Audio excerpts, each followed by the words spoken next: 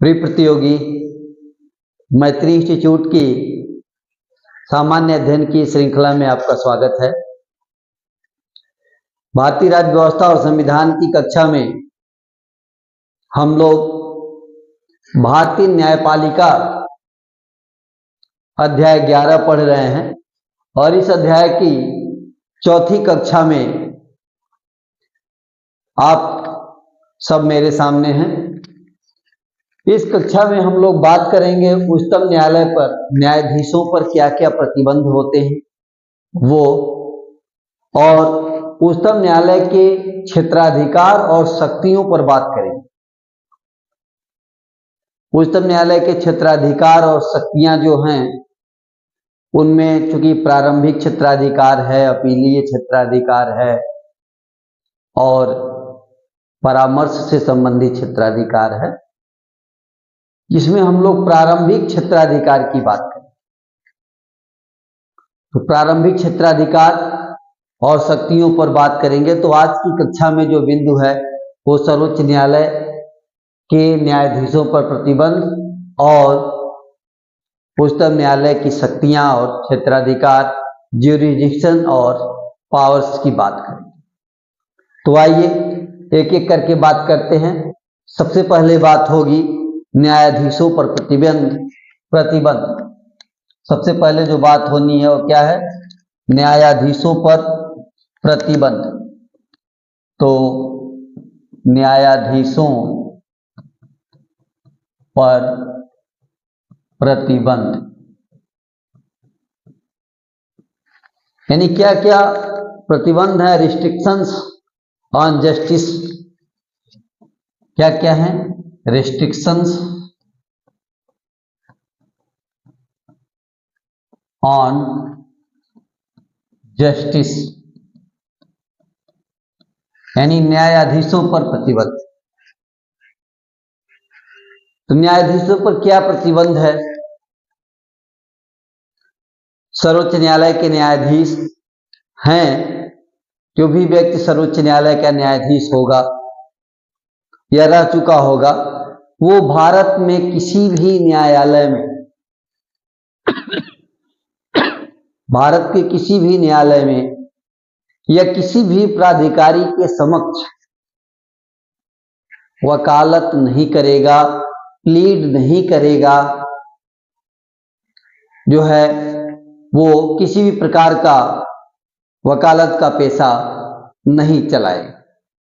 तो यही बात हमें देखना है कि वकालत या काम नहीं कर सकता, कोई एक्ट नहीं करेगा, कोई प्लीड नहीं करेगा, कोई काम नहीं करेगा। तो यही बात है। इसमें जो बात लिखनी है वो क्या है कि कोई व्यक्ति, बात करते हैं, कोई व्यक्ति जो सर्वोच्च न्यायालय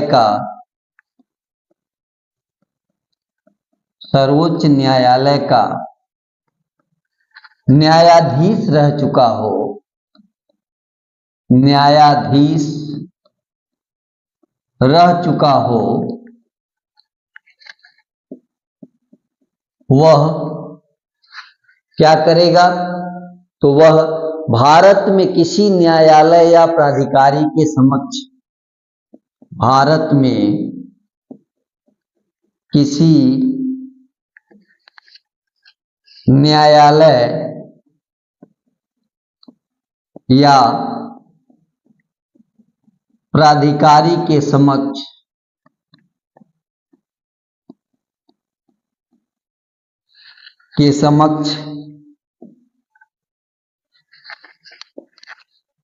आप जान लें कि किसी भी प्राधिकारी के समक्ष वकालत या कार्य, वकालत मतलब प्लीड और एक्ट नहीं करेगा या नहीं कर सकता। तो आपने देखा कि ये सर्वोच्च न्यायालय के न्यायाधीशों पर प्रतिबंध है। ये प्रतिबंध अनुच्छेद 124(7) में लगाए गए हैं अनुच्छेद 124(7), ये अनुच्छेद भी नोट कर लें। अनुच्छेद 124(7),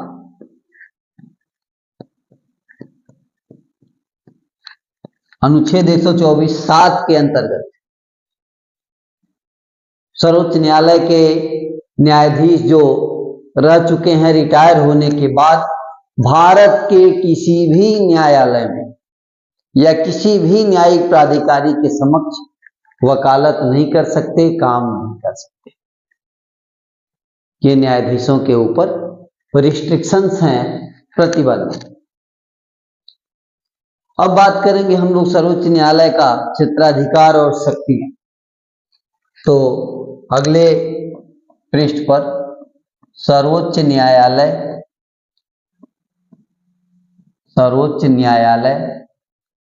का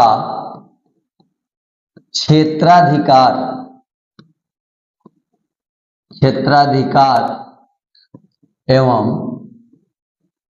शक्तियां, इस पर बात करेंगे। क्षेत्राधिकार और शक्तियां पर बात करेंगे, यानी power and jurisdiction of the supreme court. Power, English भी इसको नोट कर लें, पावर एंड ज्यूरिडिक्शन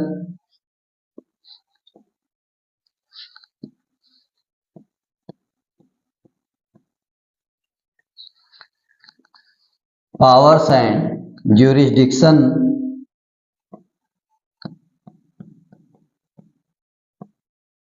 of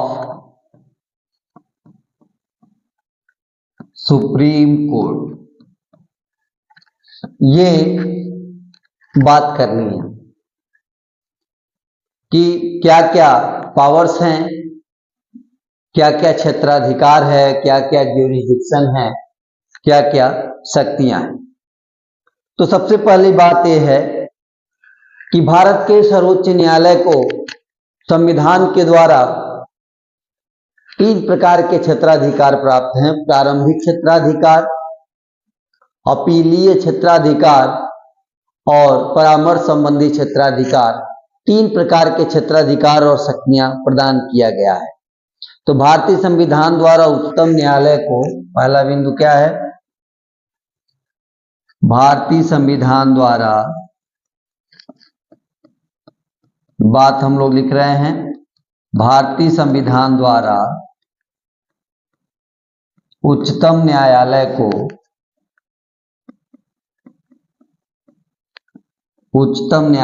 को क्या क्या शक्तियां दी गई हैं। तो उच्चतम न्यायालय को प्रारंभिक, अपीली और परामर्श संबंधी,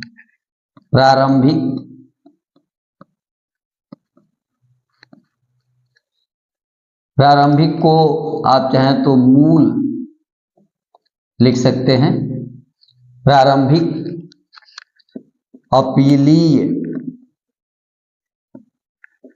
और परामर्श संबंधी अधिकार प्राप्त है। तो भारतीय संविधान द्वारा अधिकार, क्या क्या अधिकार प्राप्त हैं, तो आपने देखा कि प्रारंभिक अधिकार प्राप्त हैं, अपीलीय अधिकार प्राप्त हैं और परामर्श संबंधी अधिकार प्राप्त हैं। तो इन अधिकारों की बात हम लोग करेंगे। शुरुआत करेंगे प्रारंभिक क्षेत्राधिकार से, ओरिजिनल ज्यूरिडिक्शन जिसको कहते हैं, प्रारंभिक क्षेत्राधिकार। तो इसमें होगा 3 क्षेत्राधिकार हैं, एक प्रारंभिक, एक अपीली और एक परामर्श। 1, 2 और 3 हम लोग पहले की बात करेंगे। और पहला क्या है, प्रारंभिक क्षेत्राधिकार। प्रारंभिक क्षेत्राधिकार इसको कहते हैं ओरिजिनल ज्यूरिडिक्शन। ओरिजिनल ज्यूरिडिक्शन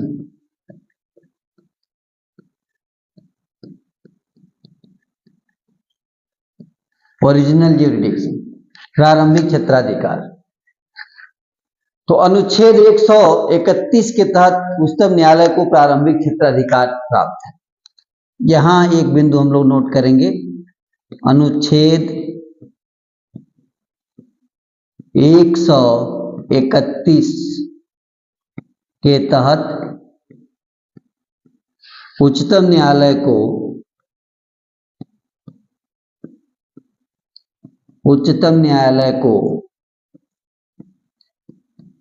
प्रारंभिक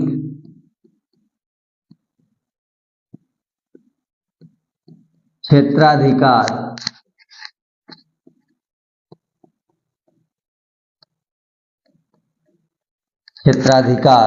प्राप्त है। प्रारंभिक क्षेत्राधिकार प्राप्त है। थोड़ी सी बात हम लोग करेंगे कि ये प्रारंभिक क्षेत्राधिकार होता है। प्रारंभिक क्षेत्राधिकार जो प्राप्त है, तो बात करते हैं कि प्रारंभिक क्षेत्राधिकार क्या है। प्रारंभिक क्षेत्राधिकार का मतलब कि सर्वोच्च न्यायालय किसी भी मैटर को, किसी मामले को जब सीधी सुनवाई करेगा, सीधे कोई व्यक्ति सीधे सुप्रीम कोर्ट जाकर के वहां सुनवाई के लिए अर्जी देगा और सर्वोच्च न्यायालय सीधी सुनवाई करेगा, तो उसको कहते हैं ओरिजिनल ज्यूरिडिक्शन, प्रारंभिक क्षेत्राधिकार। सर्वोच्च न्यायालय के सीधे सुनवाई करने की शक्ति जो है वो उसकी है मूल क्षेत्राधिकार या प्रारंभिक क्षेत्राधिकार। इस बात को हम लोग नोट करेंगे कि प्रारंभिक क्षेत्राधिकार क्या होता है। यहां बात करते हैं कि उच्चतम न्यायालय का वह अधिकार, उच्चतम न्यायालय का वह अधिकार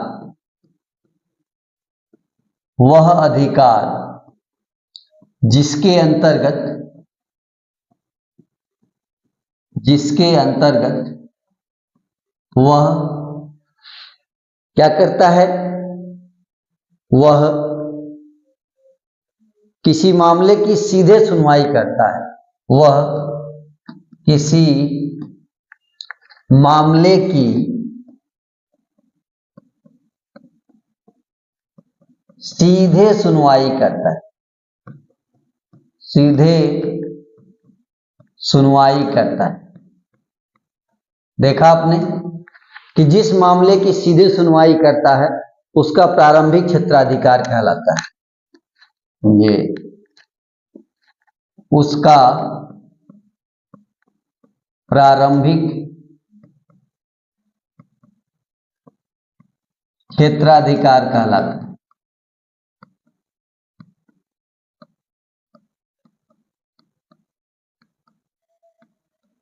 यह हुआ प्रारंभिक क्षेत्राधिकार। प्रारंभिक क्षेत्राधिकार का मतलब सीधे सुनवाई करना। सीधी सी बात इतना रखें कि सीधे सीधे सुनवाई करना प्रारंभिक क्षेत्राधिकार। दो प्रकार के प्रारंभिक क्षेत्राधिकार दिए गए हैं सर्वोच्च न्यायालय को। तो दो प्रकार के प्रारंभिक क्षेत्राधिकार सर्वोच्च न्यायालय को प्राप्त है। दो प्रकार के प्रारंभिक क्षेत्राधिकार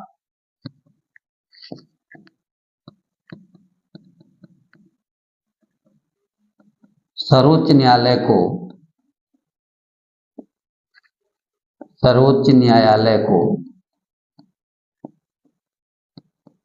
प्राप्त है।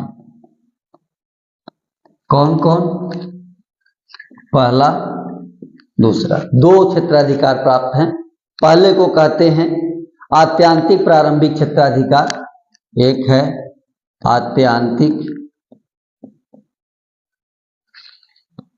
आत्यांतिक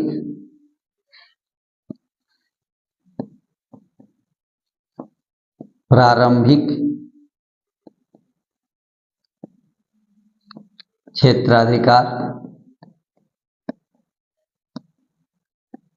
और दूसरा है समवर्ती प्रारंभिक क्षेत्राधिकार। दूसरा है समवर्ती प्रारंभिक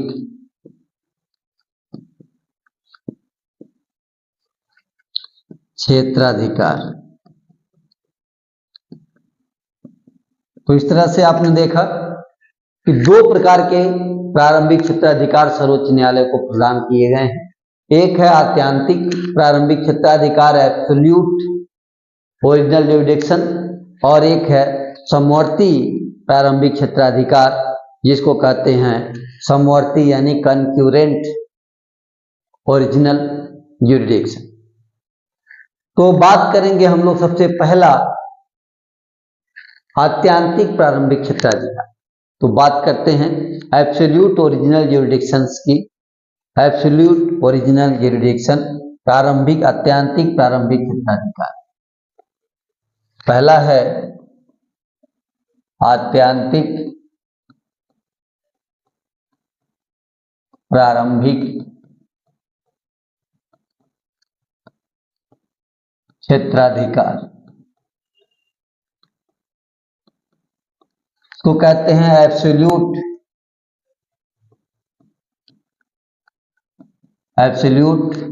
ओरिजिनल ज्यूरिडिक्शन।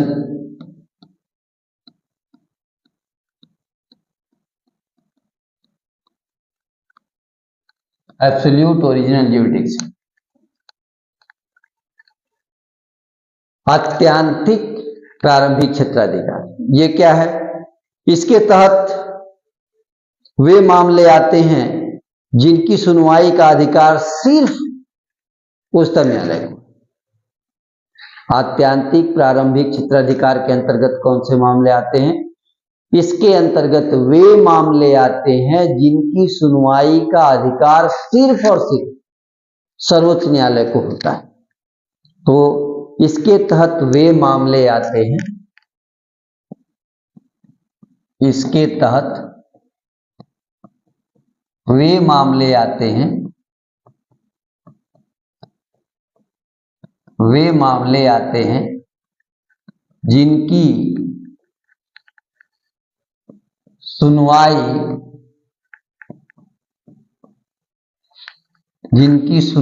थोड़ा सा इसको करेक्ट कर लीजिए, जिनकी सुनवाई सिर्फ सर्वोच्च न्यायालय में, जिनकी सुनवाई सिर्फ सर्वोच्च न्यायालय में होती है। इसमें क्या क्या है? जैसे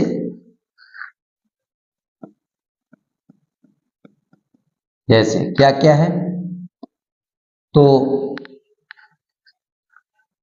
आपने देखा एब्सोल्यूट ओरिजिनल ज्यूरिडिक्शन क्या है?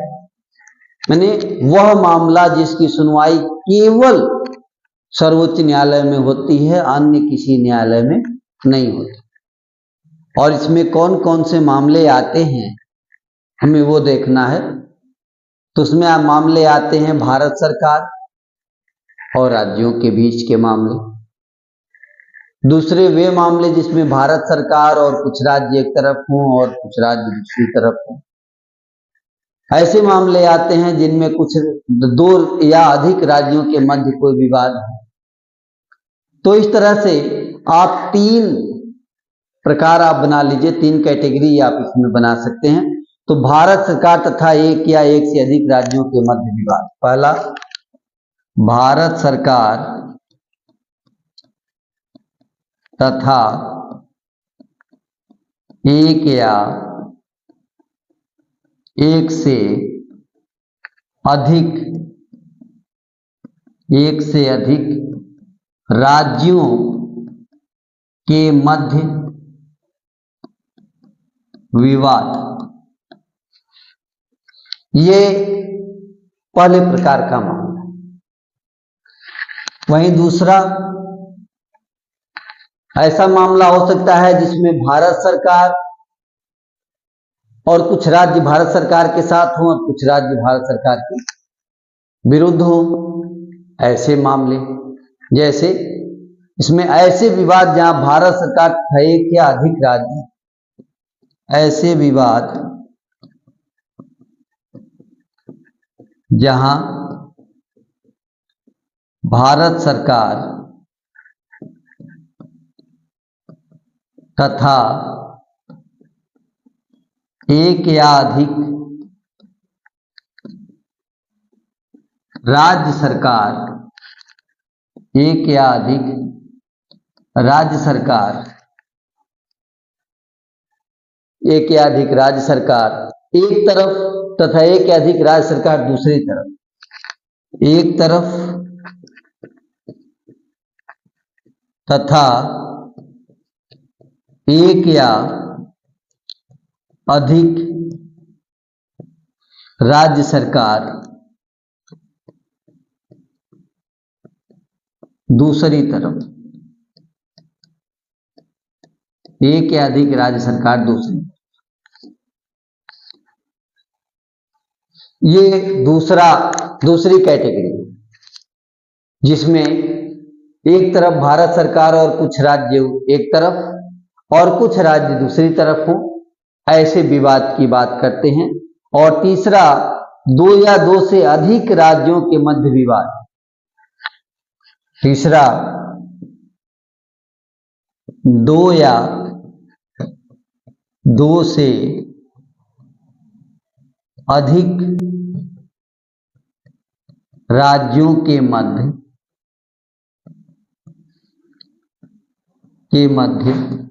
विवाद।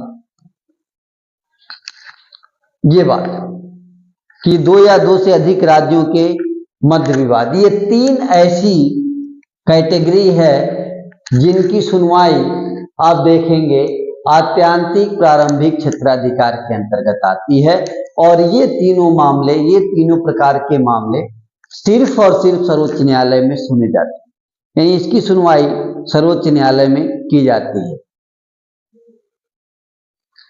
अब यहां पर एक बात और स्पष्ट करना है कि इस अधिकार के तहत, कौन से अधिकार के तहत? आत्यांतिक प्रारंभिक क्षेत्राधिकार, जिसमें ये तीन आते हैं।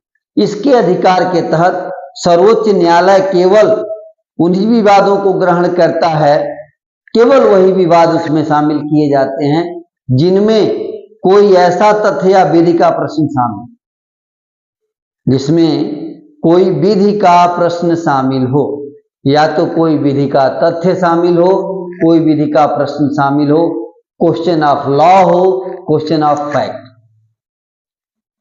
तभी जाकर के लॉ, फैक्ट ऑफ लॉ और क्वेश्चन ऑफ लॉ, विधि का प्रश्न या विधि के तथ्य, कोई ऐसे विधि के तथ्य या प्रश्न सम्मिलित हैं जिनका निराकरण करना जरूरी है, ऐसे ही विषयों को सर्वोच्च न्यायालय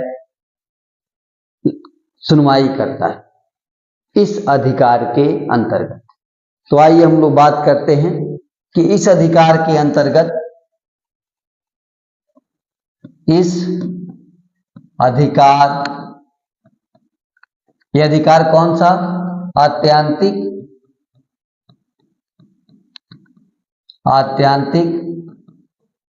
प्रारंभिक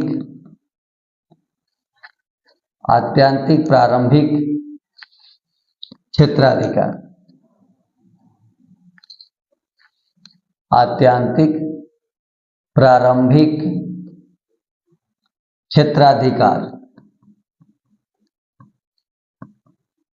यानी इसके अंतर्गत क्षेत्राधिकार।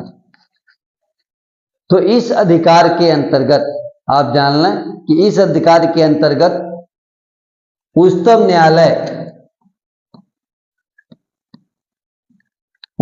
न्यायालय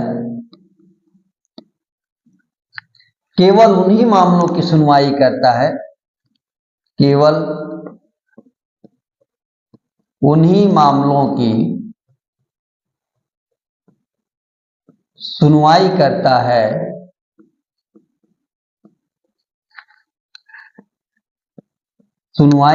है जिनमें तथ्य या विधि का प्रश्न, जिनमें कोई ऐसा तथ्य या विधि का प्रश्न, जिनमें कोई ऐसा तथ्य या विधि का प्रश्न, विधि का प्रश्न,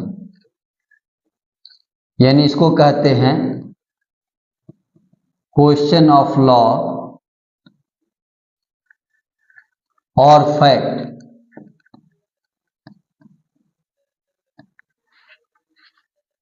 तो इसी की सुनवाई करता है कि इनके प्रश्न शामिल हो।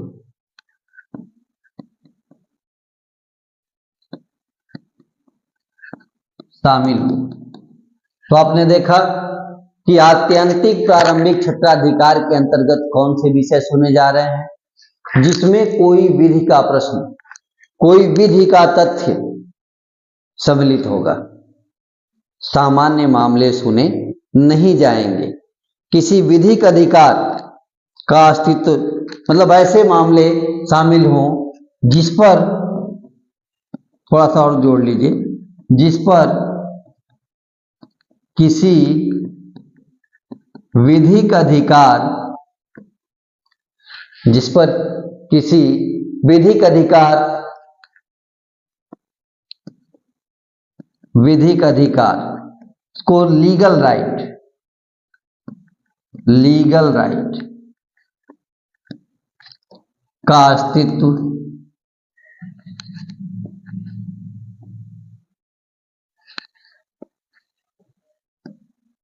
का अस्तित्व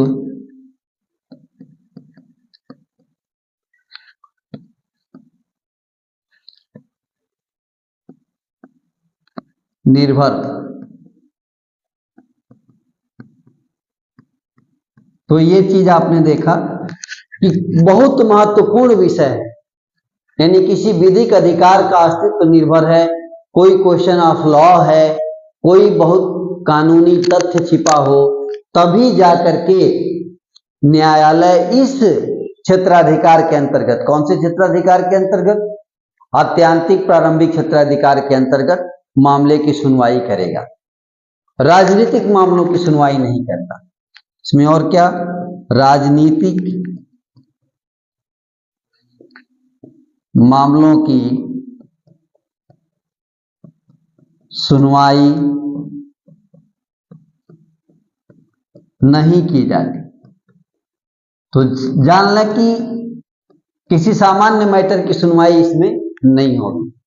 राजनीतिक विषय की तो सुनवाई नहीं होगी, होगी तो किसी विधिक प्रश्न की ही सुनवाई होगी, किसी विधिक तथ्य की ही सुनवाई होगी।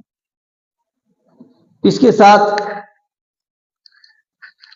अनुच्छेद 131 का परंतु भी है, मतलब ऐसे और कौन कौन से विषय हैं जो आत्यंतिक क्षेत्राधिकार के अंतर्गत नहीं आते, उनको भी इसमें हम लोग शामिल कर लें। तो आत्यंतिक क्षेत्राधिकार के अंतर्गत न आने वाले अन्य मामले हैं कि उच्चतम न्यायालय की आरंभिक अधिकारिता से अपवर्जित, उच्चतम न्यायालय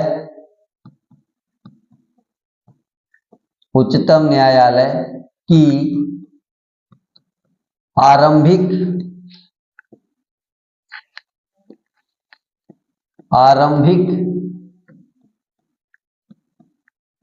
अधिकारिता से अपवर्जित विषय, मतलब ऐसे कौन से विषय हैं जो प्रारंभिक क्षेत्राधिकार के अंतर्गत नहीं आते, आत्यंतिक प्रारंभिक क्षेत्राधिकार से उनको हटाया गया है, किनारे किया गया है। उसमें है संविधान के लागू होने के पूर्व की गई संधि। इसमें क्या क्या है, इसमें है संविधान के लागू होने से पूर्व की गई संधि, माने उस समय कोई संधि की गई हो, करार हो, सनद आदि। संधि, करार, सनद आदि, तो इन मामलों की सुनवाई नहीं हो सकती। इनके साथ साथ से उत्पन्न हुआ कोई विवाद, से उत्पन्न हुआ जो संविधान के लागू होने से पूर्व की गई, तो ये हुआ। अतः यदि कोई विवाद, इसी को स्पष्ट कर लें, अतः ऐसा कोई विवाद जो संविधान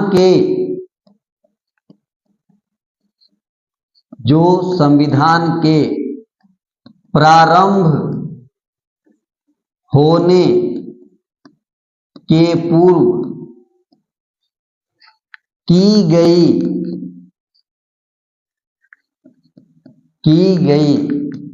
संधि, करार, सनद आदि के कारण उत्पन्न हुआ। क्या देखा आपने कि ऐसा कोई विवाद जो संविधान के प्रारंभ होने के पूर्व की गई संधि, करार और सनद के कारण अगर कोई विवाद उत्पन्न हुआ हो, तो उसके संबंध में उच्चतम न्यायालय को हुआ हो तो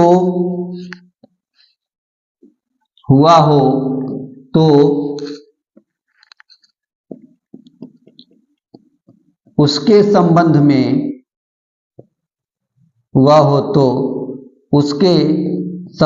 में सर्वोच्च न्यायालय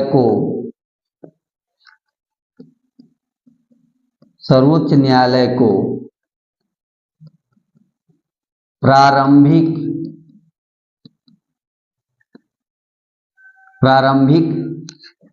अधिकारिता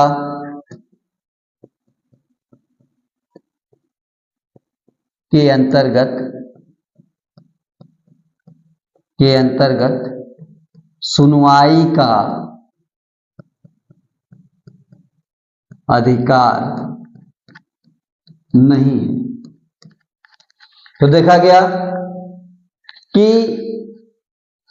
उच्चतम न्यायालय की आरंभिक अधिकारिता से अपवर्जित विषय कौन कौन विषय हैं, ये आपने देखा। अपवर्जित विषय क्या है कि अपवर्जित विषय मतलब कि संविधान के लागू होने से पूर्व अगर कुछ किया गया हो, कोई संधि की गई हो, कोई करार किया गया हो, कोई सनद किया गया हो, और उस संधि या करार या सनद के कारण कोई विवाद उत्पन्न हो गया हो और उस विवाद को सुनने की बात आए, तो सर्वोच्च न्यायालय इस अधिकारिता के तहत, प्रारंभिक क्षेत्राधिकारी के तहत, आत्यांतिक प्रारंभिक क्षेत्राधिकार के तहत सुनवाई नहीं कर सकता। तो ये चीज हम लोगों ने देखा है। इसके अलावा अनुच्छेद 262 के अंतर्गत अंतर्राज्यीय जल आयोग, इसके अंतर्गत और क्या है, अनुच्छेद 262 के तहत अंतर्राज्यीय जल आयोग के विवाद की सुनवाई प्रारंभिक अधिकारिता के अंतर्गत नहीं आती।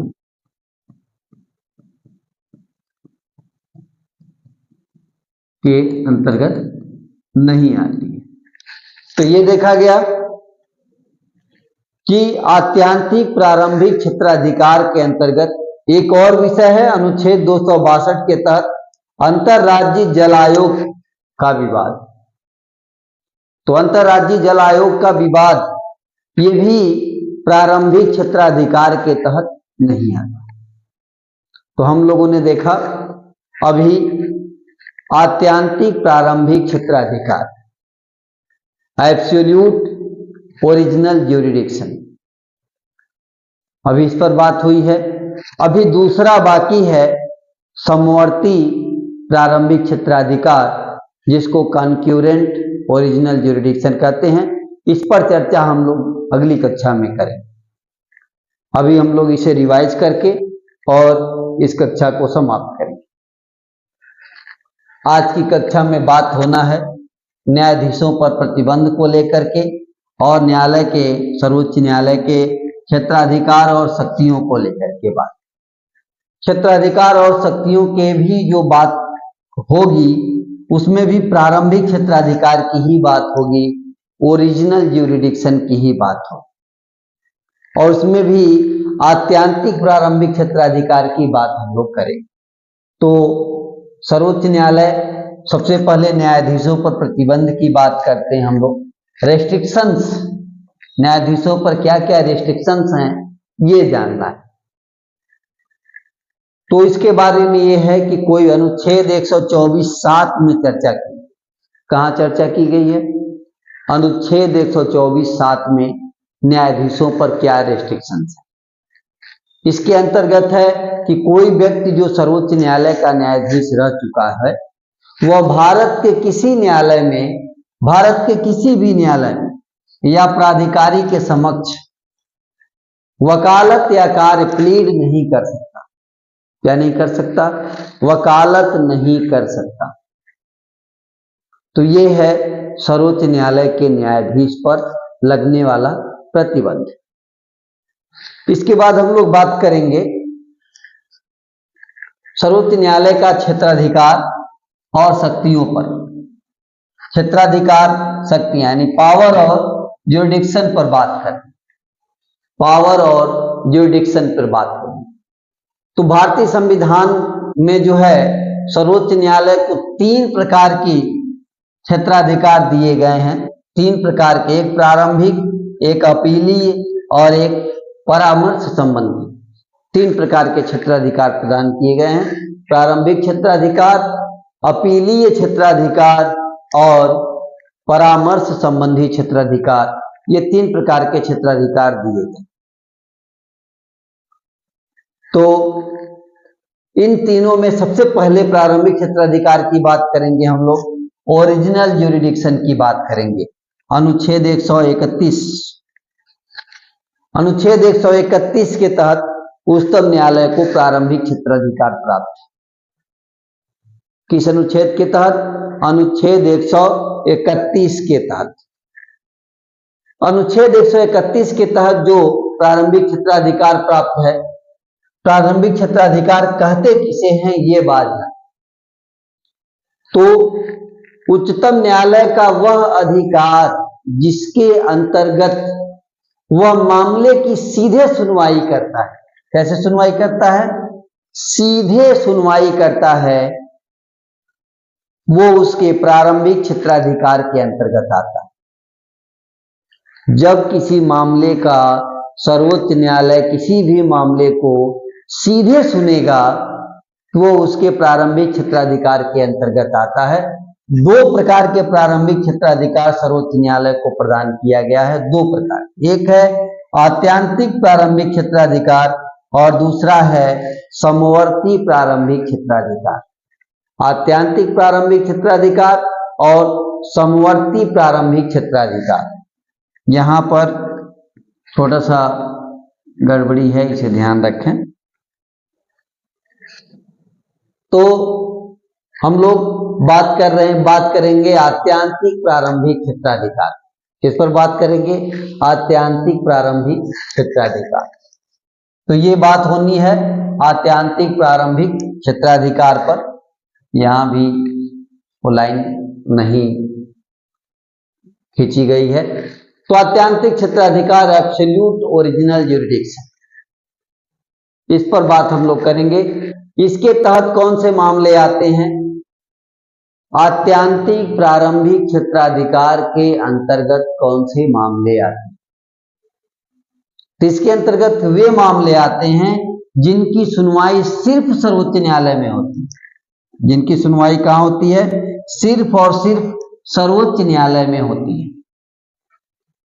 ऐसे मामले आत्यांतिक प्रारंभिक क्षेत्राधिकार के अंतर्गत आते हैं।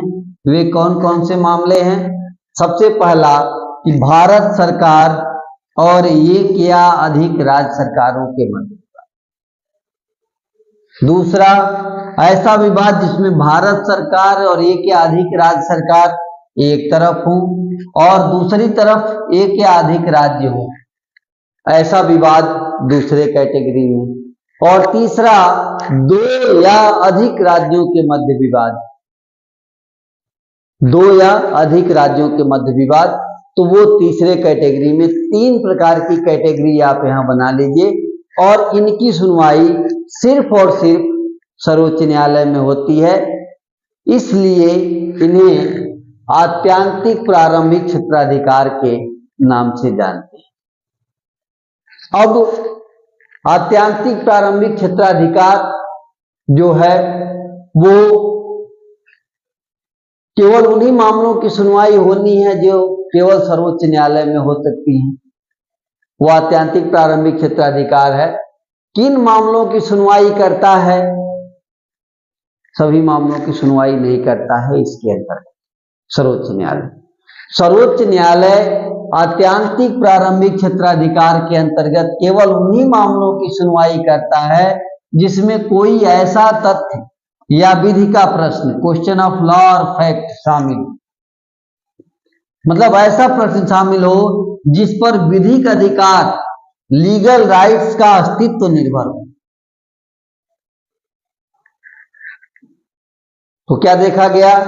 ये देखा गया कि आत्यांतिक प्रारंभिक क्षेत्राधिकार के अंतर्गत सर्वोच्च न्यायालय उसी मामले को सुनेगा जिसमें कोई विधि का प्रश्न, क्वेश्चन ऑफ लॉ या विधि से संबंधित कोई तथ्य, फैक्ट ऑफ लॉ अगर होगा जिस पर कोई विधिक अधिकार निर्भर करता है, विधिक अधिकार का अस्तित्व निर्भर करता है, तो ऐसे ही मामले की सुनवाई होगी। सामान्य मामले की सुनवाई उच्चतम न्यायालय आत्यांतिक प्रारंभिक क्षेत्राधिकार, एब्सोल्यूट ओरिजिनल ज्यूरिडिक्शन के तहत नहीं कर सकता। राजनीतिक मामलों की तो सुनवाई बिल्कुल नहीं कर सकता। राजनीतिक मामलों की सुनवाई नहीं कर सकता, सामान्य मामले की सुनवाई नहीं कर सकता। तो हमने देखा कि किस तरह के मामले की सुनवाई करता है। तो आप जान लें कि वो विधि का प्रश्न, क्वेश्चन ऑफ लॉ होगा या फैक्ट ऑफ लॉ होगा, तभी जो है सुनवाई करेगा। ऐसा कोई प्रश्न जिस पर कोई विधिक अधिकार निर्भर करता है, उसका अस्तित्व निर्भर करता है, तब उस पर सुनवाई करेगा। इसके अलावा संविधान में सर्वोच्च न्यायालय के इस अधिकार के अंतर्गत, इस अधिकारिता के अंतर्गत, कौन सी अधिकारिता? आत्यांतिक प्रारंभिक क्षेत्राधिकार। इस क्षेत्राधिकार के अंतर्गत कौन कौन से विषय पर सुनवाई नहीं करना है सर्वोच्च न्यायालय को, कौन कौन से विषय अपवर्जित हैं, मना कर दिया गया है, वो आप यहां देखेंगे।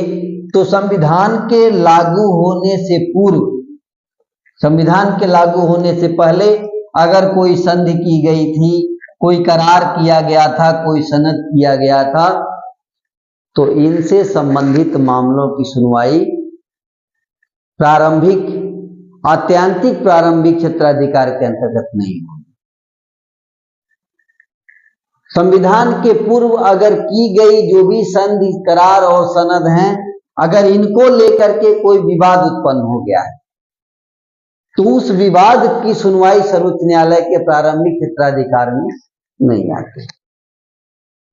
इसके अलावा अनुच्छेद 262, अनुच्छेद 262 के तहत जो अंतरराज्यीय जल आयोग को लेकर के अगर कोई विवाद है, तो उसकी भी सुनवाई सर्वोच्च न्यायालय में प्रारंभिक क्षेत्राधिकार के अंतर्गत, ध्यान रहे, सर्वोच्च न्यायालय में तो होगी, प्रारंभिक क्षेत्राधिकार के अंतर्गत नहीं होगी।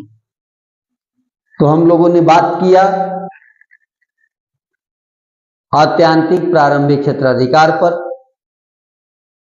शेष अगली कक्षा में हम लोग समवर्ती प्रारंभिक क्षेत्राधिकार की बात करेंगे, कॉन्करेंट प्रारंभिक क्षेत्राधिकार की बात करेंगे। आज के लिए इतना ही, धन्यवाद।